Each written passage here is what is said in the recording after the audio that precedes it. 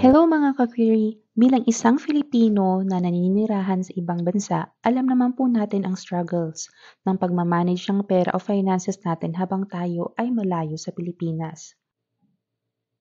Napakarami sa ating mga OFWs ang hindi nabibigyan ng pagkakataon na magbukas ng sariling bank account sa Pilipinas, lalo na kung bigla ang mampag-alis o kung hindi na kumpleto ang requirements. Ang ending, blindfoldedly natin ipinapadala ang pera natin sa ibang tao, gaya mga kamag-anak, kaibigan o kakilala para sila ang magbayad ng bills, magtabi ng savings o mag-manage ng finances para sa atin. Nakaka-relate ka ba dito, kabayan? Sounds familiar, di ba? At dahil nga sa mga kaganapan dito sa abroad, mapa-experience man ng iba or mismo na experience natin, nagkakaroon po talaga tayo ng number one, trust issues. Hindi natin sigurado kung nagagamit ba ng tama ang perang ipinapadala natin. Kasi ang daming naglalabasan na confessions whether online or mismo katrabaho natin na hindi naging maayos yung pinuntahan ng pera nila despite na grabe naman yung sacrifices nila to earn that money. Madalas pa, ang nangloloko pa sa kanila is mismong mahal nila sa buhay. Number 2, high fees. Kapag tayo ay nagpapadala, minsan sobrang laki ng bawas sa remittance fees. Imbis na nagtitipid ka na nga para may maipadala kang malaki, nababawasan pa ito tuloy dahil sa laki ng remittance fees. So number 3, no direct control in finances. Dahil nga, inaasa natin sa iba yung pagmamanage ng pera. Hindi natin hawak yung full access ng finances natin. Minsan sa sobrang tiwala na binibigay natin, hindi na natin nakukuhang magtanong kung asan na or kamusta na yung mga pinadala nating pera. Nabayaran na ba yung mga loans o yung bahay na pinapagawa mo? Only to find out na hindi naman pala na-manage ang maayos yung finances. Either ginasta ng kung ano-ano, pinang-inom, barkada, pinang-libre o di kaya pinang-jowa. Ay, nako. Manood ka ng Tulfo at magigets mo yung pino-point out ko. Moving forward, mga ka-query, I might just have the biggest news for you kasi finally, I came across a legit, secure, and super convenient way to manage our finances, and it's all thanks to GoTime Bank. Oo, tama ang narinig ninyo. Isang solusyon para sa ating mga OFWs na laging naiisip ang pagpapadala ng pera sa pamilya, pag-save at pagbabayad ng bills sa Pilipinas pero hirap dahil sa mga restrictions at dagdag na gastos. So ano nga ba ang GoTime Bank? Ito ay isang digital bank na bunga ng partnership ng Gokongwei Group at Time Digital Banking Group. Layunin nitong maghatid ng secure, maginhawa at inklusibong banking service para sa bawat Pilipino. Bakit nga ba GoTime ang sagot sa financial struggles natin bilang OFW?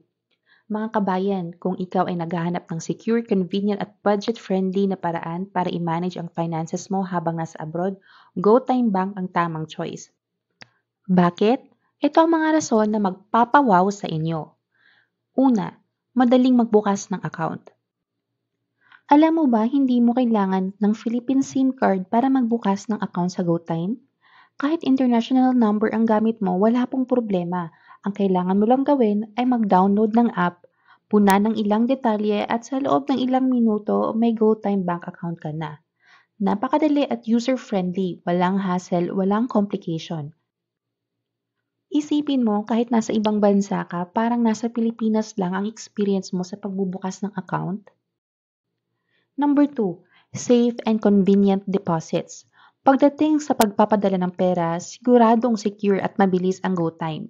Pwede kang mag-deposit ng funds gamit ang mga trusted partners tulad ng PayPal, Western Union, Wise, RIA, Robinsons Market o linked bank accounts. Ang proseso, smooth at hassle-free. Hindi mo na kailangan mag-alala sa kaligtasan ng pera mo dahil guaranteed safe ang lahat ng transactions mo.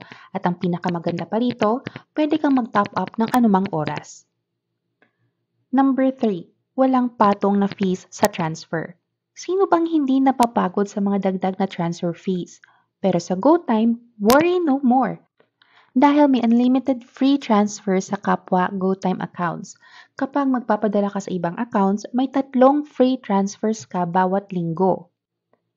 Kapag lumagpas ka naman sa 3, 8 pesos lang po yung transfer fee. Sobrang mura kumpara sa iba. Dahil dito, mas marami kang natitipid mula sa pinaghirapan mong pera. Perfect para sa pamilya mo. Number 4, bayad bills kahit nasaan ka. Isa sa mga hamon ng pagiging OFW ay ang pagbabayad ng bills sa Pilipinas. Pero sa GoTime, tapos na ang problema mo. Pwede kang magbayad ng kuryente, tubig, internet at iba pang bills in real time kahit nasaan ka sa mundo. Ang bonus, may rewards points ka pa sa bawat bayad. Parang habang nagbabayad ka, kumikita ka na rin. Ang saya, di ba? So number 5, savings na may high interest.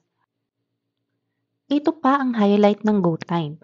Meron silang 4% interest rate per annum sa GoSave account mo. Wala rin silang minimum balance, walang mission and limits, hahayaan mo lang talaga na mag-grow ang pera mo. O, may extra dollars ka ba? Pwede kang mag-open ng multi-currency time deposit para mag-earn in dollars. Tandaan, hindi lang ito savings, ito rin ay investment para sa future mo. Dahil maliban sa savings account, meron rin silang investment schemes plus Visa, debit cards na may global access. So number 6, always ready ang support team. Kung may tanong ka o biglang nagka-problema, hindi ka nila iiwan. May 24/7 customer support sila na accessible via in-app chat or email. Iba talaga ang peace of mind kapag alam mong may maaasahan kang tutulong sa'yo anytime. Interesting, di ba mga kabayan? Kung andito ka pa ngayon at ramdam mo na ang excitement na malaman ang more details tungkol sa amazing online banking na ito, don't miss the chance. Like mo na tong video na to para malaman ko na gusto mo pa ang ganitong content. Share mo na rin sa mga kapamilya, kaibigan o kababayan natin sa Pilipinas at sa abroad na pwedeng mag-benefit dito. At syempre, subscribe na rin sa aking channel at i-hit ang notification bell para sa mga valuable at informative videos na tulad nito. Don't hesitate also na i-raise ang inyong mga katanungan by commenting down below dahil masaya kong sasagutin yan sa next video natin. So, paano ba magkaroon ng GoTime account? May dalawang paraan para makapag-open ng GoTime account. Una is via self-service kiosk. At pangalawa is by installing the GoTime Bank app which is available in iOS and Android devices. Sino naman ang pwedeng magbukas ng account? Para sa mga nagnanais magbukas ng account sa GoTime Bank, simple lang ang mga kinakailangan. Ang mga qualified ay dapat isang Pilipino na may edad na 18 years old pataas, may valid Philippine address, sariling mobile number at valid ID tulad ng passport, UMID at iba pang government-issued IDs.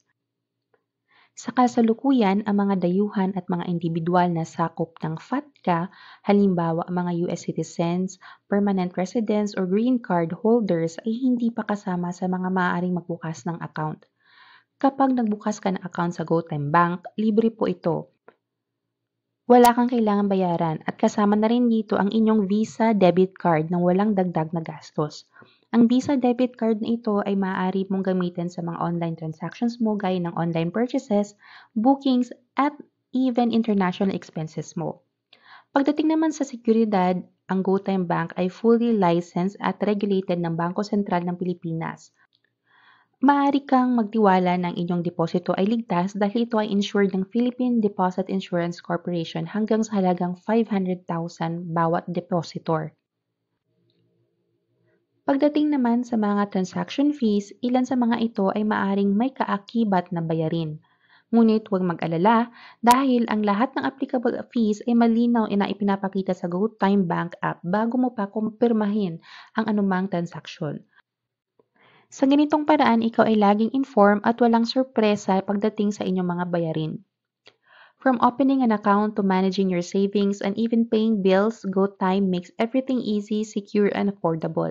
Kaya kung gusto mong i-take control ang pera mo habang nasa ibang bansa ka, GoTime na! Ano pang hinihintay mo? I-download na ang app at simulan ang hassle-free banking experience. Maraming salamat mga kababayan at magkita-kita tayo sa susunod. Stay safe and God bless. Bye!